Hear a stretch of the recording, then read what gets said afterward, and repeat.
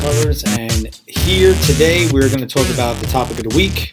And the topic of the week for the week of February 4th is going to be the 5 motivational principles for discipleship and followership. Just recently I conducted a few workshops at a male empowerment conference for young leaders called Rise out in Newport News at the public schools, and I was inspired by some of them to really just discuss these 5 motivational principles because, many of us say that we're leaders and many of us think that we're great leaders. However, approaching younger generation, younger individuals that want to become these great servant leaders and these better servant leaders, we need to take a specific approach to allow them to see that us, the older, more wise, some would say, or more driven individuals can still take these lessons and apply them for the next generation leader coming up. So of these 5 motivational principles, we're going to target a few specific questions. And the first thing I want to ask is, are you motivated to become a better servant leader?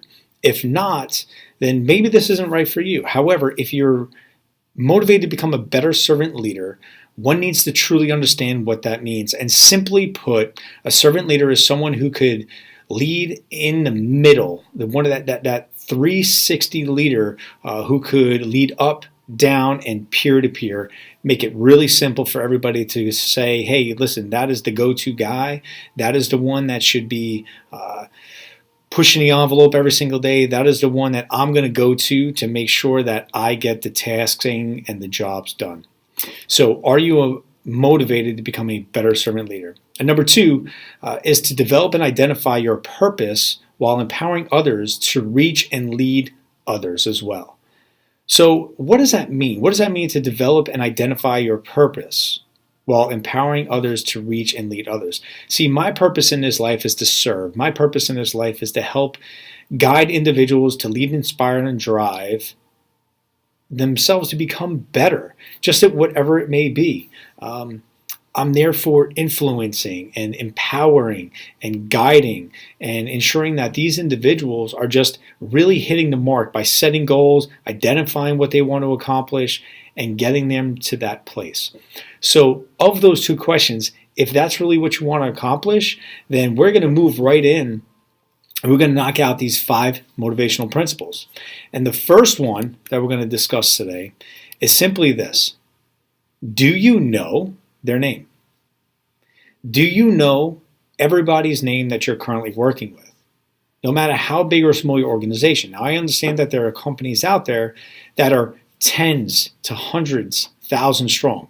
You're not going to know their name. However, if you are the one that is in direct chain of these individuals, do you know their name?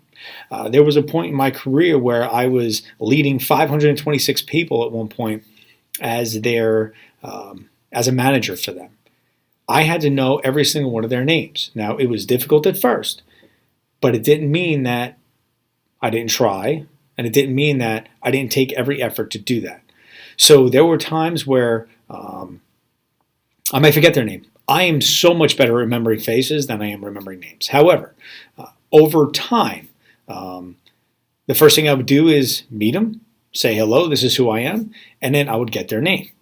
Next meeting, I would even tell them straight up as a transparent person of who I am. I would tell them right to their face, hey, listen, I'm probably going to forget you. I meet a lot of people daily. However, I want you to take the moment and understand that I'm going to try my hardest to remember you, even if it's just your face. So do you know their name? And with that, there are a few things to take away from this, right? Number 1, if you know their name, you're going to impact one's life. You need to care about them as they are the individual. You need to know their name and extend a personal invitation to get to know them. That will show that you care. That will show that you care. Simply caring about an individual in your work community, whether it be, at work, professionally, at home, it doesn't matter. Within your networking individuals, within the networking group you're in, if you know the people's names, they're going to notice that, and that personal invitation will allow them to kind of start trusting you a little bit and maybe even open up just a little bit. The next point that I would like to talk about here is most people respond best one-on-one, right? So if you're in a big group setting and you're leading a whole bunch of individuals and you're like, hey, tell me your name, tell me your name, tell me your name, that might be good for the training moment. But if you really want to get to know them, break them off after an event, break them off after a training session, or just simply call them into your office and say, hey, listen, I want to shake your hand. I want to get to know you. Look them in the eye and tell them again that you care and show them that you care. That will pay dividends in the end, especially when big scale items come up and you need to really just hit tasks hard. The next thing is bring words of encouragement to these individuals. You have no idea what simply telling someone that they're good at can help do for them. All right. This helps break the chains of whatever's holding them down, whether it's question or doubt or insecurity, things of that nature. If you tell someone that they're really good at something and they actually start to believe it, eventually that will give them the power and give them the option to say, you know what, I'm going to take that, I'm going to run with that, and I'm going to believe that, and I'm going to make great things happen. Help individuals see what they may not see. Be a truth teller. Be understanding, be compassionate, be empathetic, but also be a truth teller. Be authentic, be real. Help individuals see what they may not see and help them become what they want to be. You know, this past weekend, at this event, there was a young man who just came in the room, seemed very, very overconfident, very arrogant in some way. And I asked the question, I said, are you confident? And he said, yes, I am. I said, okay. Well, what about coming off as showing a little arrogance? And, you know, it's these individuals that sometimes we have to ask the question, are they really that good at what they do? Or do they just need to be put in their place? So I decided to put him in his place and I said, hey, listen, are you really good at, basketball? Yeah, I'm really good. I'm the captain of the team. Great. Can you run 50 miles? Well, no. Okay, well, that's kind of one of those things where they go, okay, if you can't run 50 miles, but you're really good at basketball, you're not great at everything. So I would say as a leader, you can't just hone your skill at one specific thing. You need to be really developing in all areas of leadership, whether it be if you're the manager or the captain or whatever in one specific area. There might be somebody out there just as good or if not better. Are you attaching yourself to them and are you going to learn from them and are you going to help them grow in that area? Helping others see a clear, simple prescription about developing maturity. What does it mean to develop maturity?